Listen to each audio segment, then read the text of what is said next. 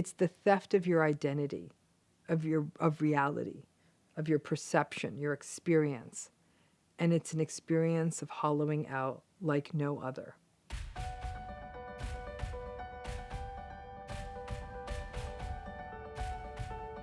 It's many times people think like, well, the classical sort of architecture of the narcissistic relationship is love bombing.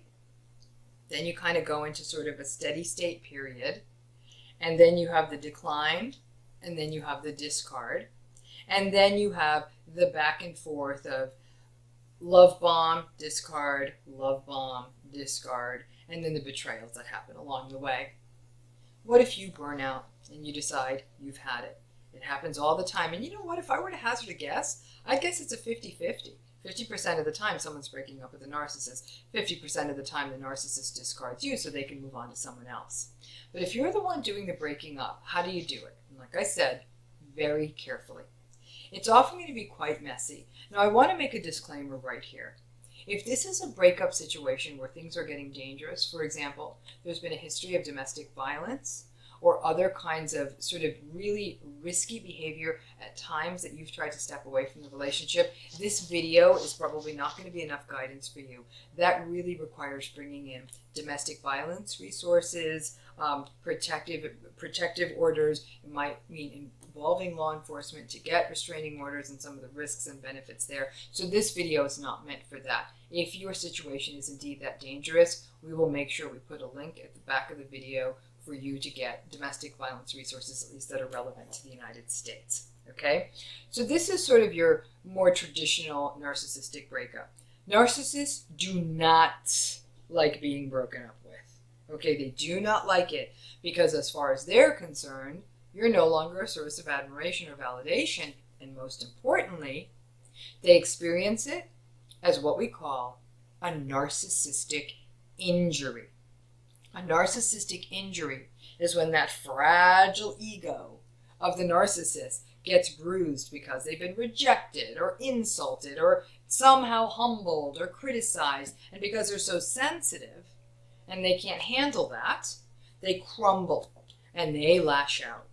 When a narcissist experiences a narcissistic injury, the first reaction you can experience and will experience is rage. And so that rage can actually be quite terrifying.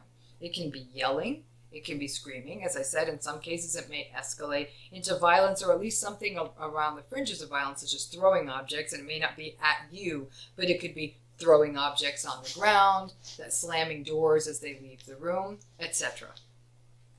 Then it is not unusual for other things to come into place, like the good old flying monkeys.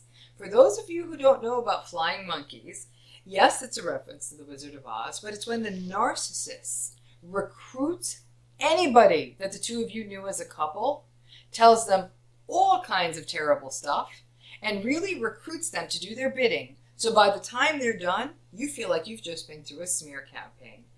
They'll use whatever info they can, like I said, to get people to continue to make them look like the good guy in the breakup.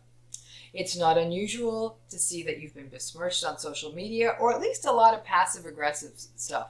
Don't you love when somebody that you actually took on vacation to Hawaii has the audacity to break up with you, and then they'll put some ridiculous meme underneath that? That's sort of about garden variety narcissistic breakup behavior.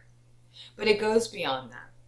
If you're talking about a narcissistic breakup that's on the level of a divorce, you're in for the fight of your life.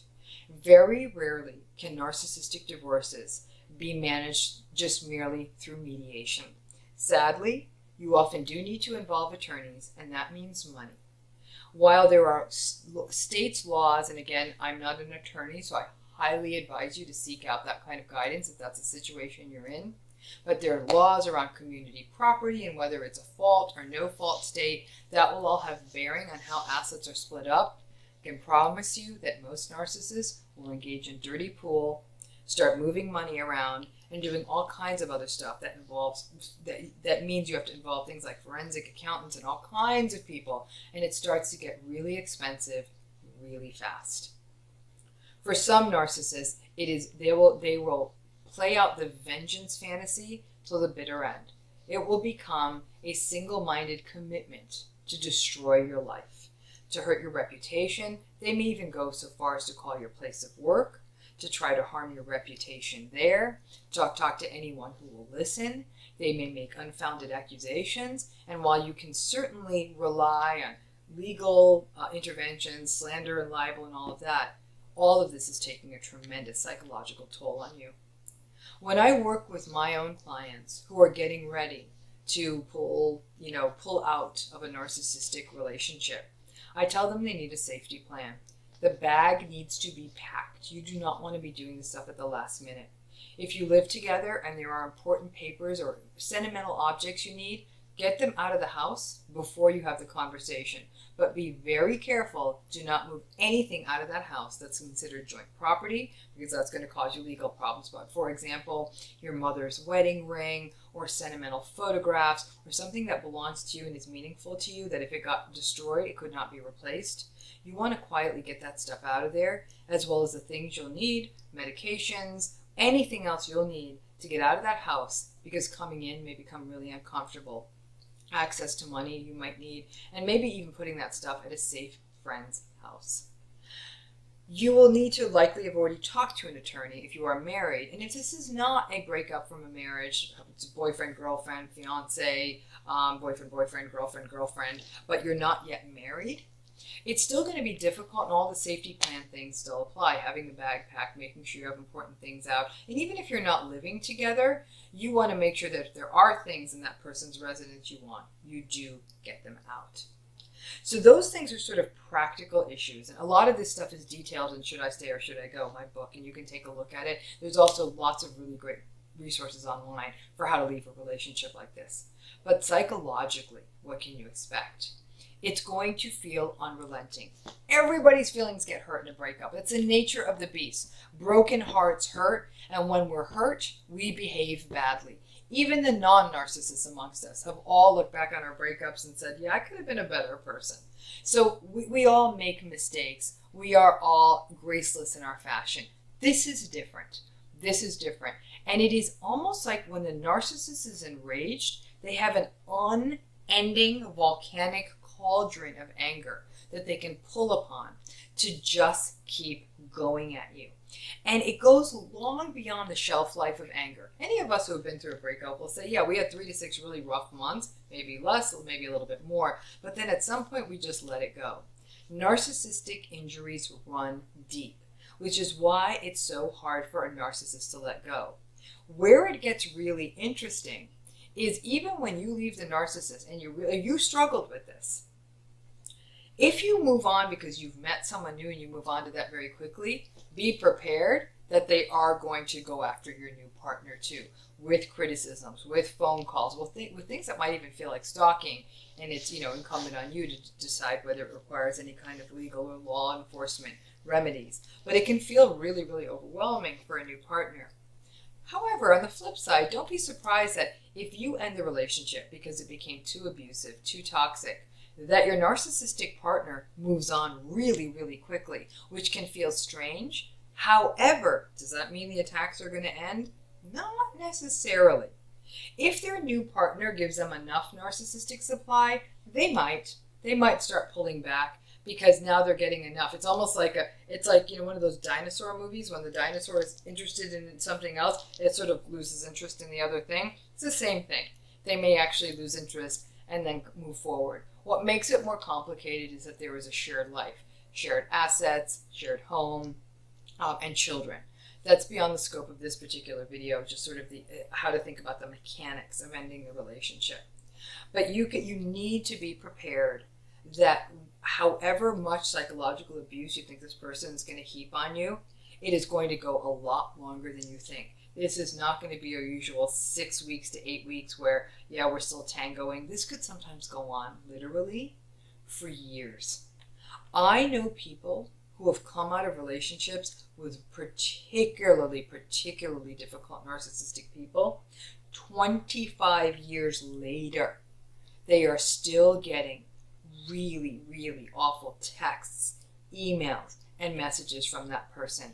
Hell hath no fury like a narcissist scorned. So again, if this is a dangerous situation, please ensure you get the proper resources. If this is a divorce situation, please ensure that you have the legal support you need. If this is, again, sort of your garden variety breakup, have some form of safety plan, and then sort of hold on to your hat, because the psychological abuse is going to be far and vast. And then don't be shocked when they move on quickly. Sometimes people feel hurt, even though they broke up with the narcissist. They're saying, God, they replaced me quickly. Yeah, they did, because the relationship was relatively superficial. So it's very easy for them to move on quickly. And if that's what happens, count your blessings, because they may be less likely to put you through more of the abuse after the breakup. If you're the partner that brought a lot of value added, let's say you were powerful or wealthy, and your narcissistic partner doesn't want to lose that, or your whatever it was you brought to the table is not something they want to lose, that ups the likelihood that their ongoing abuse is going to be quite poisonous. And then what it really comes down to is you needing support. Seeking out therapy, seeking out support groups, seeking out whatever support you need to help you make sense of this unrelenting abuse is absolutely critical. Breaking up with a narcissist is no small task. Make sure you're prepared. Make sure you read. Ideally, have some form of advocate, whether it's a therapist or someone else who's expert in this, and then tread very lightly. It ain't going to be easy. If you feel up to it, drop some of your thoughts about what's harder. Is it harder to break up with a narcissist or be broken up by a narcissist? Does that make sense? So is it harder for you to be the one breaking up, or is it harder when the narcissist broke up with you? Put that in the comments. And for those of you who are new to this channel, I'm Dr. Ramani. Welcome to this YouTube channel on narcissism, where we do a deep dive on everything related to narcissism. If you're new, please subscribe. You want notifications every day when these videos come up. Hit that bell and give us a thumbs up if you like this. So let's talk narcissistic breakups. Really what this video is going to get into is what a breakup with a narcissist looks like. And at the very end, we're really going to talk about which one's harder, breaking up with them or being broken up with. So listen, no breakup is ever pretty, but these narcissistic breakups, they're uniquely difficult. So let's start this video from the position of you're the one doing the breaking up. Okay, you're breaking up with them. So you just need to be prepared for smear campaigns, flying monkeys, lots of defamatory things being said about you, vindictiveness, stalking, post-separation abuse, hoovering, rage, threats, manipulation, them going from seductive and rageful in the same text sequence, lots of texts. That makes you want to break up with them, right? So breaking up from a narcissistic relationship is difficult. Once again, keep talking about that continuum. At the more severe level of narcissism, you may need to have a safety plan, and as always, we'll have those resources in the video notes. But at the mild to moderate levels of narcissism, it's just their unwillingness to let go. Entitlement means that they don't like that you got to make the call to end it. And their need for domination means that they don't like that someone else has the power to disrupt their lives. And their arrogance is, why would anyone want to leave me, is what they're thinking. Now, obviously, if this is a divorce, it's going to be a disaster. Custody wars, financial wars, you're going to need an attorney, even if it's just to know your rights. Family court will not be your friend. You will need realistic expectations, and the post-separation abuse in the wake of the divorce may go on for years. So can anything soften this? The one thing that potentially could soften such a breakup is that the narcissist meets someone new really quickly. The distraction of a new relationship may tone down some of their vindictiveness, but not nearly as much as you may think. They'll have their new person, but still come after you with unfettered rage. And you might wonder, like, why the hell isn't this new person they're with see their new partner's single-minded revenge campaign against you as a 10-alarm red flag? That part never ceases to amaze me. But if they believe that what they're doing is making you suffer, that nobody's talking to you anymore, or you lose your reputation or something, that actually might calm the narcissist down a little bit. But then it means that you aren't getting out of this unscathed, you're getting harmed, so it doesn't really soften this breakup. It just may mean that they may slow down their post-separation abuse because they feel they won because you're suffering. Okay, remember, you broke up with them. Now, the extent, the severity, the breadth, and the depth of their rage when you break up with them may vary depending on how long your relationship with them lasted and how entangled you are with them: children, house, pets, money. Then there's always cultural and religious factors and whether a breakup will make this person look bad to their family or their community. All of these are drivers to this breakup, what it looks like. And as a result, there are some narcissistic breakups that do go a little bit okay, but that's not the norm. Be prepared for a stalky, vindictive, protracted mess. This is why I let survivors know that leaving is incredibly courageous, because you are really knowingly entering a very fraught, frightening, manipulative situation by leaving. It's also why I let survivors know that I understand why they don't leave and why we really shouldn't pressure survivors to leave. Some people may not feel up to the fight at a given time in their lives.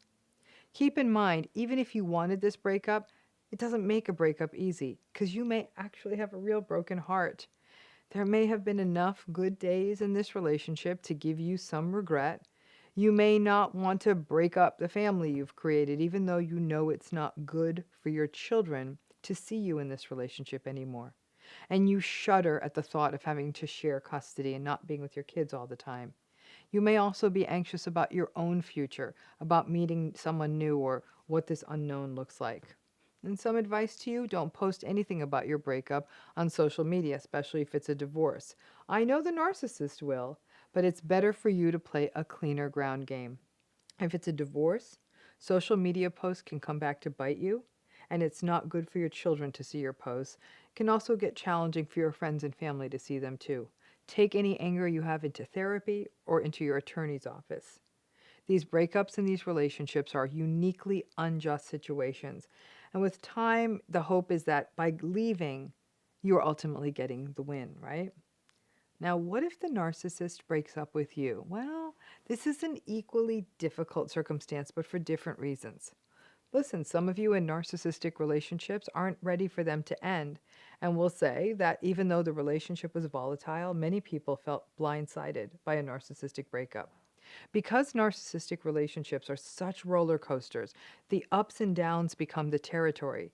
So people are surprised when it finally culminates in an actual breakup, despite all the threatened breakups when you were together, because the ups and downs have been such a normalized part of the relationship. And listen, folks, survivors have pride and ego too. And something about the narcissistic person getting to be the one who turned off the switch can also feel quite unsettling and unfair to survivors. These relationships are toxic enough, and the narcissist doing the breaking up can feel like the narcissistic person got to pull the dominance move one more time. Now, the narcissist leaving doesn't necessarily mean that they're going to be equitable or nice in a breakup. They may still try to stick it to you. If it's a divorce, they may still try to take financial advantage of you, and they may still fight you on custody, just because that's what narcissists do. They're combative and they're vindictive. But in some cases, if they do want out and they want out fast, especially if it's to go into a new relationship, initially a narcissist may be well behaved and kind of meet you where you're at. But after they start their new life with someone, then you may see more of the vindictiveness and meanness pop out. They may want an insta family and then want the custody to increase. The fact is, though, they just have to win. A narcissist doesn't leave unless they have something else worked out. In many cases, that may be a new relationship, but it may also be a new job or a new career or a more youthful life. Narcissistic folks are also really Machiavellian, and they will try to game systems every way they can, manipulating the timing of selling a business or other assets, fooling around with the timing of quitting a job. Anything to ensure that they do not need to pay out an appropriate amount of money to an ex. Narcissistic folks leave because they need new supply, whatever that new supply looks like. You may feel, and I understand that you're getting replaced. You aren't. They just want new supply. They will want that again after whatever this new thing is as well. Supply ain't personal to them.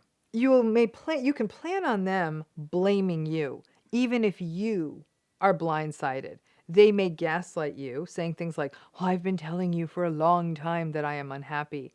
And your reaction may be, "Wait, what?" Those words may never have come out of their mouths. And if you do finally really call them out on it, they'll say, "Well, I told you in a million subtle ways that I was unhappy." The post-breakup territory with a narcissist is very gaslighty, and you have to hold onto reality and recognize that they are going to say or do whatever they need to say or do to leave them looking like the good one in a breakup that they instigated. They may still do a smear campaign telling people you can't imagine how bad the relationship was with them so they can get support for themselves. They may also keep you on the chain for a while and be sort of in and out of your life while they get their new life sorted out. It can feel like a series of mini Hoovers, or they may not quite move out and use your garage as a storage unit. They aren't thinking of your well being after they break up with you. As it always has been, everything is about them. Now, the healing for survivors after they break up with you is complicated.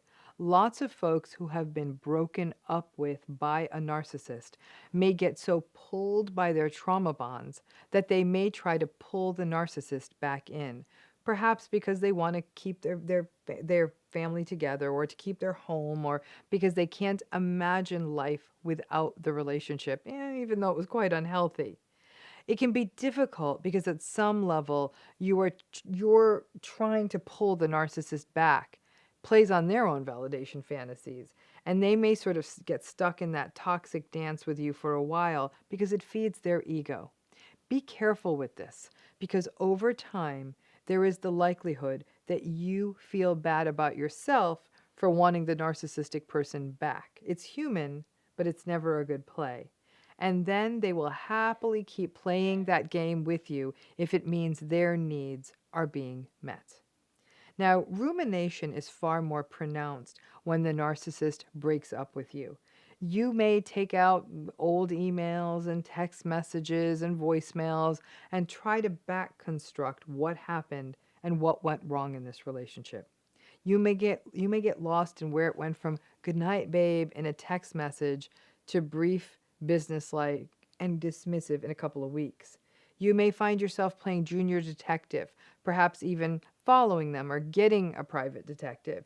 You do what you need to do, always be safe, but be mindful that all this time being spent on rumination is time that is not being spent on healing. The hardest is when they do leave you and they promptly do start a new relationship with someone else. Because let's face it, now you understand that that new relationship likely began on your watch and can play on all kinds of betrayal dynamics like why them? Why did they choose them? What am I lacking? You also may find yourself stuck in thinking about how this new person is getting the whole bright, shiny, new love bombed thing that you once got. And this can be really pronounced as sense of betrayal if you grew up in a triangulated family system where kids were always compared to each other. Therapy becomes essential, and you got to have that slow recognition that this new person is just new supply. That's all anyone is to them. And where it gets really dark is when you actually come out of the darkness and start to heal. Once the narcissist recognizes that you may be moving on with your life, they may actually do a little hoovering, making sure that they still have power where you are concerned. Do not fall for it. It's a game for them. Keep moving forward and keep healing. Do not give them that satisfaction. It can take a long time to recover, and many survivors have to navigate both a broken heart and anger at themselves for being upset about ending a narcissistic relationship. But it's normal to care, right? There is no easy way to have a narcissistic breakup. Their problems with attachment, dysregulation, entitlement, egocentricity, and their lack of empathy mean that breakups just become a place for them to either punish you or humiliate you, and neither of those are ever going to feel good. In the long term, you will have the recognition that getting out of this is the best thing that could have happened. But learn from it because it takes a minute as you heal from that broken heart. Because if you don't learn from it, you're going to repeat the cycle.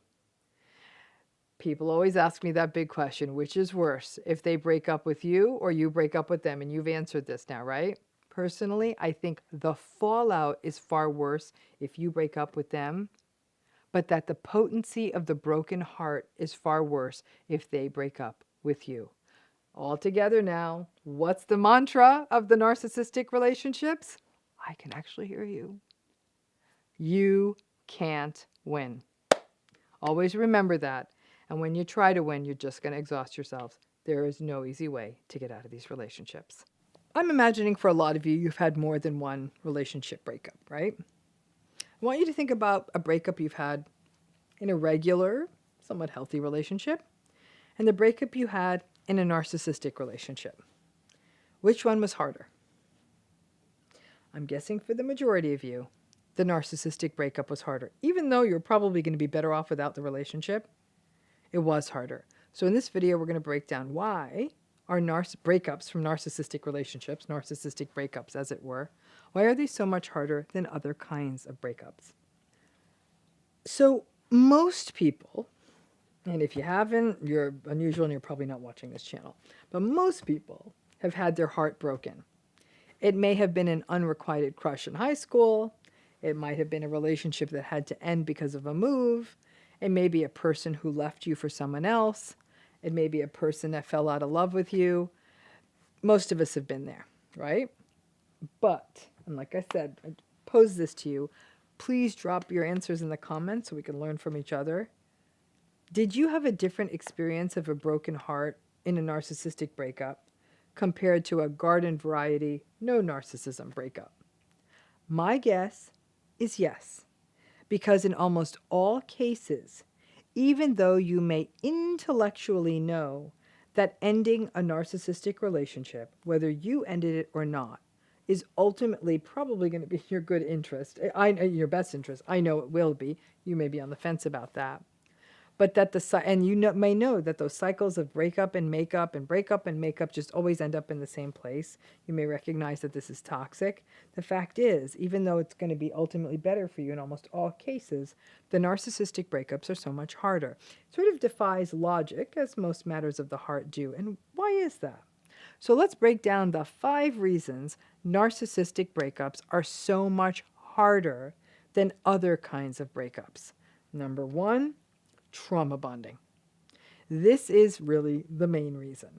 In a normal relationship, normal, healthy, no narcissism relationship, you may have met, fallen in love around things like shared interests, enjoying your time together, compassion, empathy, all that. But even in a healthy relationship, you may still grow apart. You may miss them. But it's not the whole mess of the trauma bond. Narcissistic relationships, when they end, are like a severing of this trauma bond and can feel like primal abandonment, like cutting off one of our own limbs. And psychologically, it might feel that painful. And then add to that the trauma-bonded cycles often begin in childhood, a reflection of wanting to win over an unavailable, disinterested, or detached parent. A cycle that was once wedded to survival. So when these relationships don't work out, it is raw, and the loss feels almost like an infantile loss of losing something we believe we need to survive. The hot, cold, up, down, good, bad cycles of the narcissistic relationship mean that we are always waiting out the bad days, waiting them out, and the good days do show up and they keep us in the game. The idea of stepping out of that cycle can feel overwhelming. Stepping out of that hope can feel absolutely almost like abandoning yourself. So even if intellectually you know that this relationship ending is the best thing that could ever happen to you, the trauma bond is felt. It's not thought.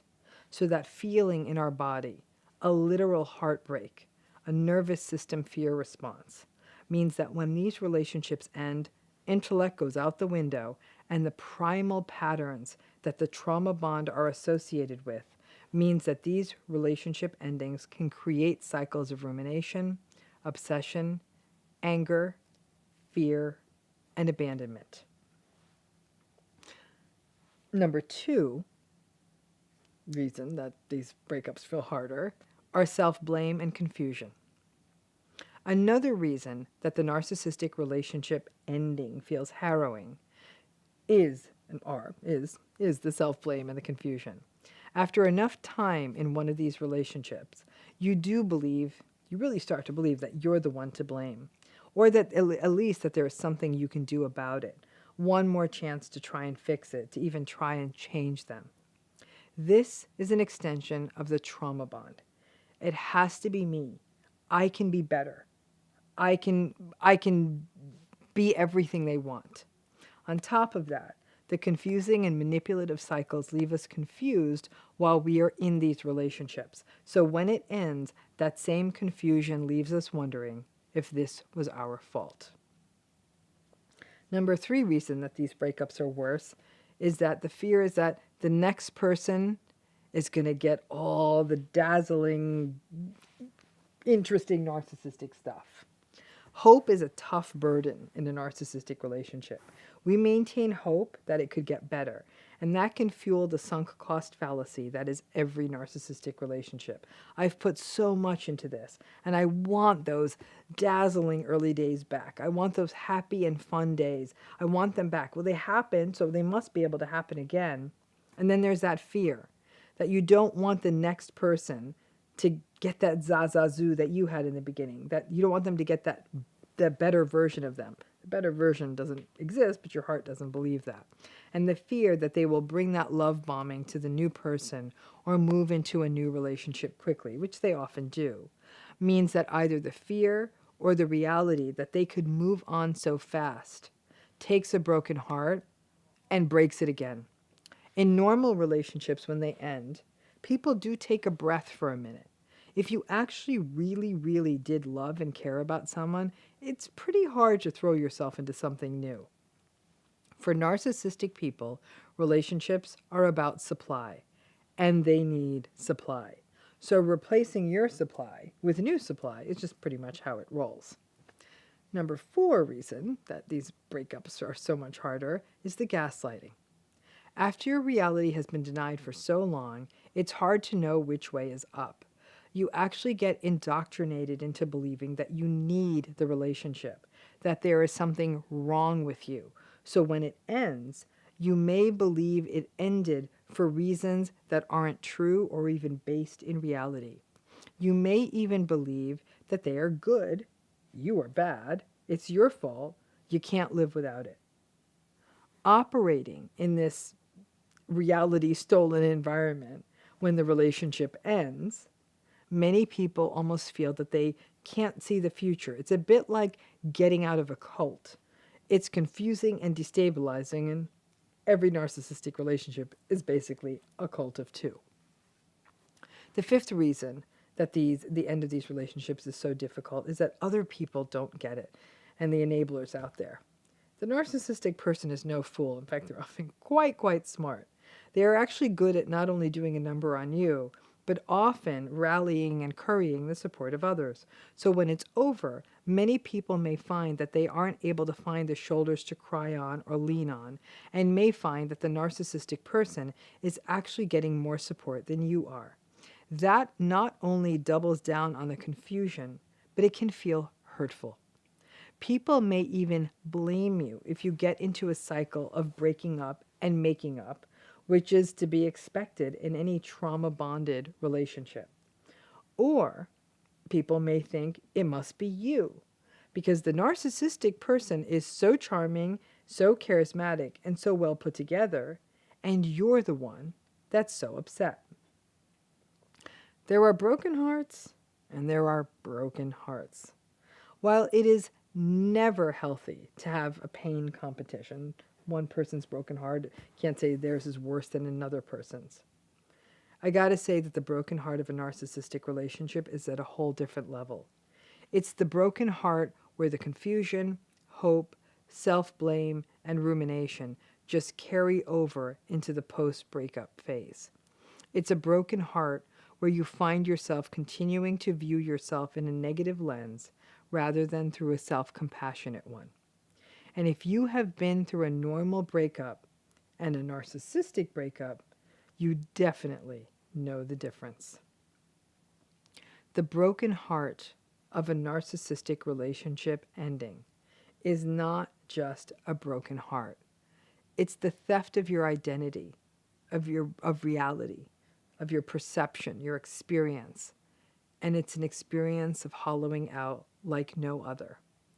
So lots of people will wonder, I've had broken hearts before, and they didn't feel like this. And we'll often get confused and think, maybe I'm still in love with this person when it's the narcissistic breakup. No. When we leave healthy relationships, we may feel a sting, we may miss the person. But what doesn't happen is that our psychological insides don't get turned inside out where we don't know up from down. We know very much who we are. We may have just had a journey with that person and can let it go.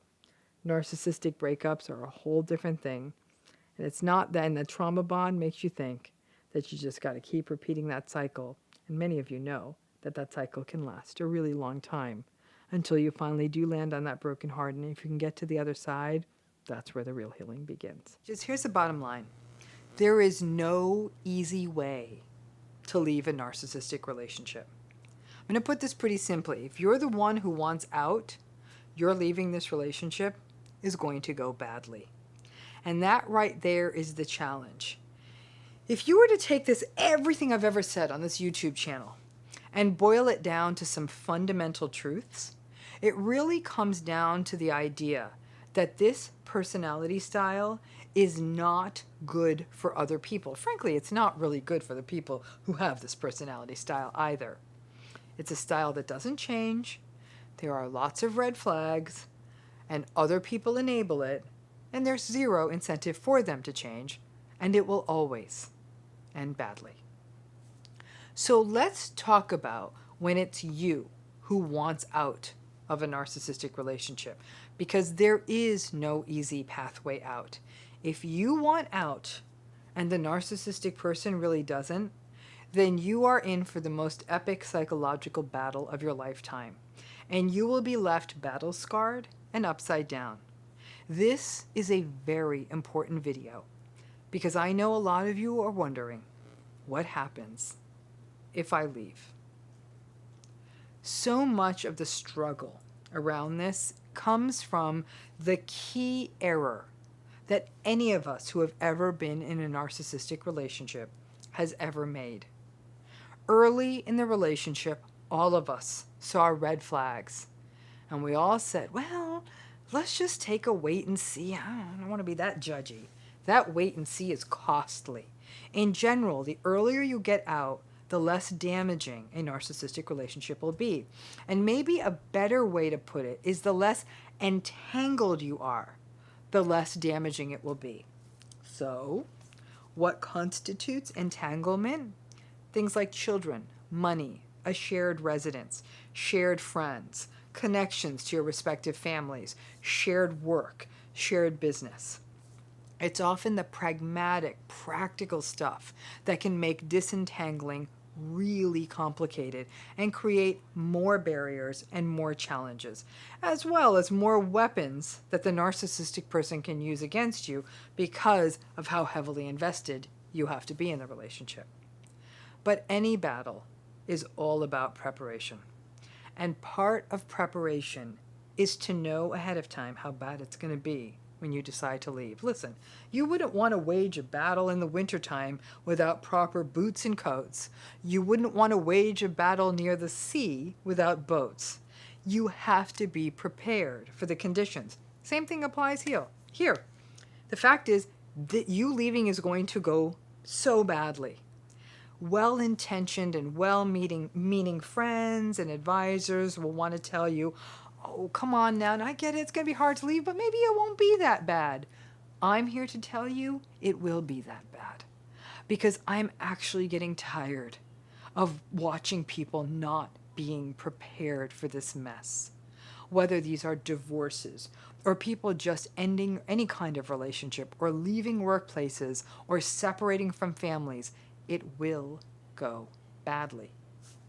Like I said, knowing that can help you prepare. So let's break down the why. Why does it go so badly? We forget how much narcissistic people are impacted by Abandonment. Narcissistic personality is a personality pathology or a maladaptive personality characterized by instability, insecurity, inadequacy, and abandonment activates lots of ego crises for them. Listen, nobody likes it when somebody in their lives that they didn't intend to lose gets up and leaves. But healthy people cope with that. They have the resilience to grieve it. They can even take some responsibility for it and then let it go without causing harm to themselves and to others. That's not what you're going to see in these kinds of high conflict personality styles like narcissism. The entitlement, the difficulty in seeing people as anything more than objects that feed their needs. That means that when someone leaves them, they're losing lots of stuff. They're losing narcissistic supply. They're losing the convenience of having you around. They're losing something that they believe they invested in. It is not unusual for people with narcissistic personalities to view the people in their lives as investment accounts or stocks that they put resources into and subsequently, like any investment, expect dividends from. If you leave, it's like them taking a bath on that investment. And one way or another, you are going to pay. Now, that abandonment and the shame and the disappointment and the frustration that are activated by it bring out rage. And this rage is part of a much larger system of vindictiveness. If you upset me, you're going to pay 1,000 times worse, right? This abandonment, shame, rage, vindictiveness cycle is what fuels the entire downward spiral after someone ends a relationship with a narcissistic person. This is where all of the fallout happens. The litigation, the custody battles, the arguing over finances, the stalking, and even at times violence. The fear created by the cycle that goes from shame to vindictiveness can actually keep some people stuck in narcissistic relationships because, frankly, they're so scared of the fallout that they can see coming.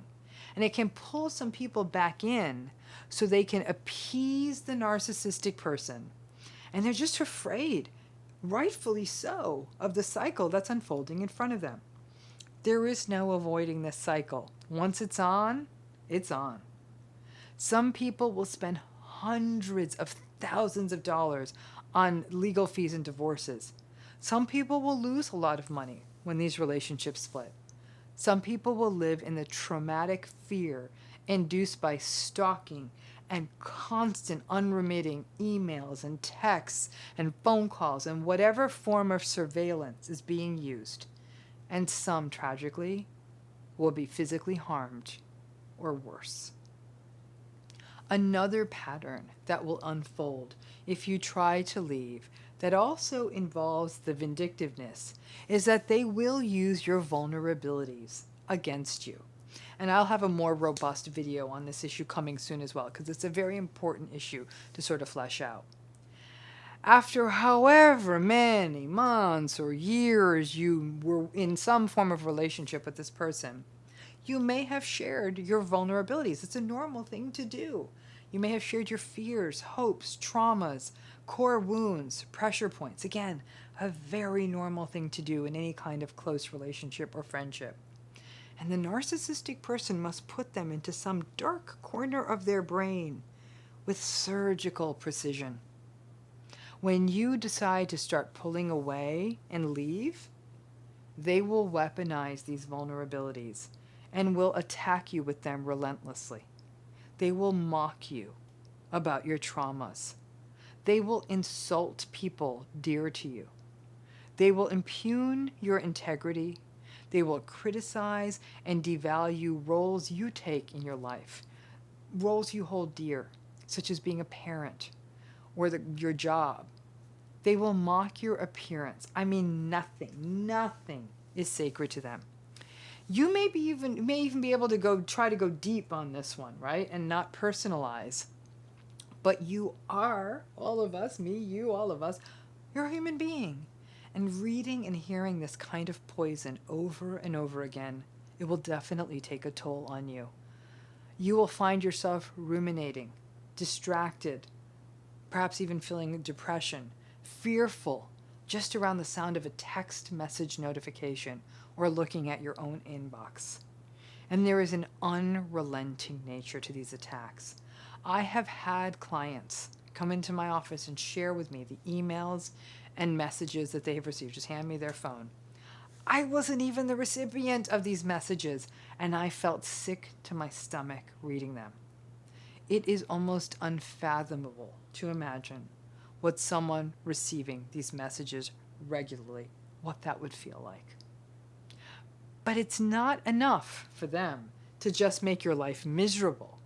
Then they up the ante. They start sending similar messages to other people who are close to you or who care about you. Now, some of this will be in the guise of the smear campaign. They will tell anyone who knows you or knows about you and will stand still long enough to listen to them share all kinds of terrible things about you. True things, untrue things, it doesn't matter. They'll tell anyone who'll listen.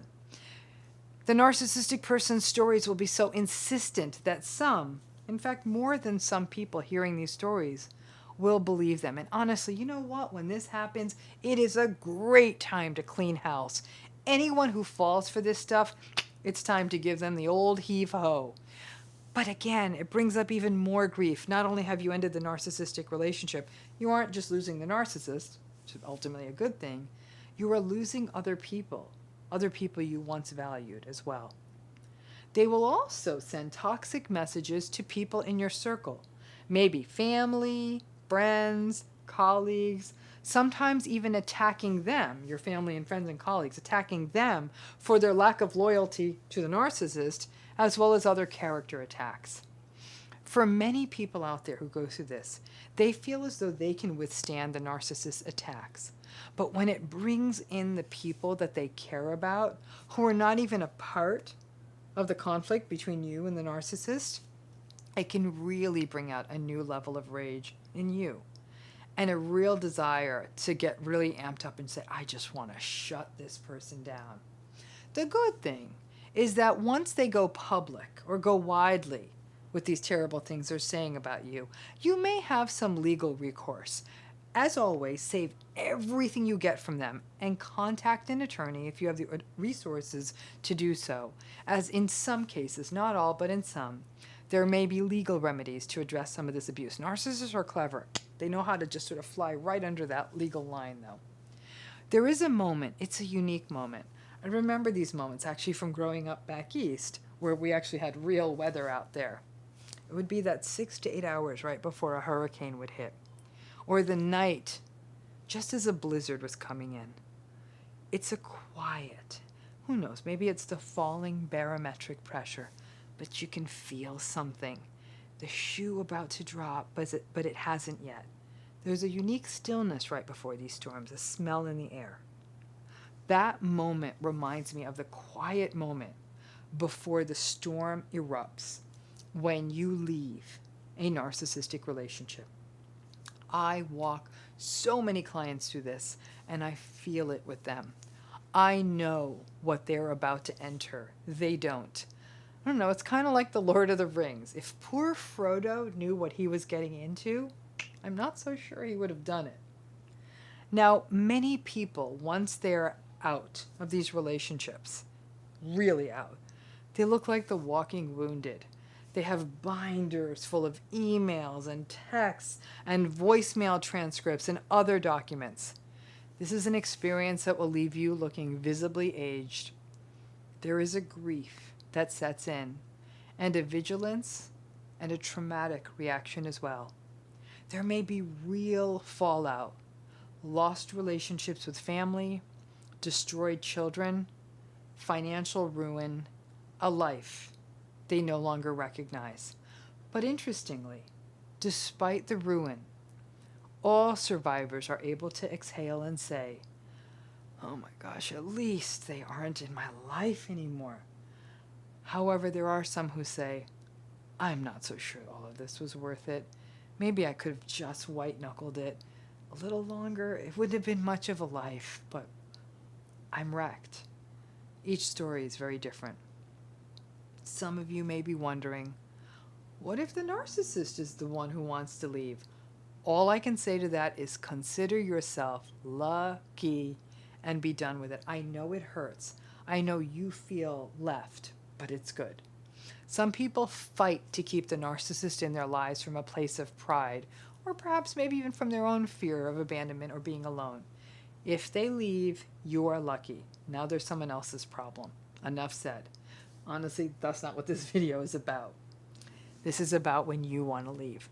I don't know the right answer. It's different for every circumstance.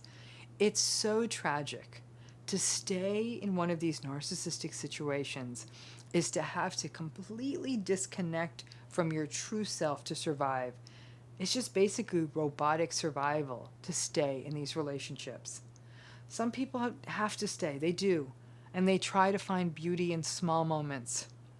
A walk, friends, hobbies, but they recognize it isn't a full life. People who are stuck in these relationships exhale on the good moments when the narcissist isn't around. But others say that the dangers to their health and their well-being aren't worth it, and they're willing to take their chances and withstand the rigors of getting out. The one thing I can promise is that if you are the one to leave, unless you are the unicorn, and none of us are, it will go badly. It doesn't mean you shouldn't go. It means, like in most of life, I need you to be ready and be prepared.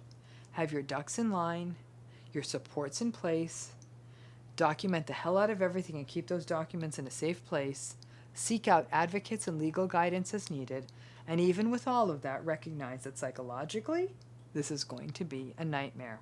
But I gotta tell you, I've seen countless numbers of people do it. It is a heroic journey. And if you decide to do it, you can. I'll keep making content to help you, but you can. Just keep your eyes open and your expectations clear. And anyone who tries to soften it and say, no, maybe it won't be so bad. It will be so bad. So when it is so bad, doesn't mean you're doing it wrong. It means that this is a hard thing to do. Thanks again.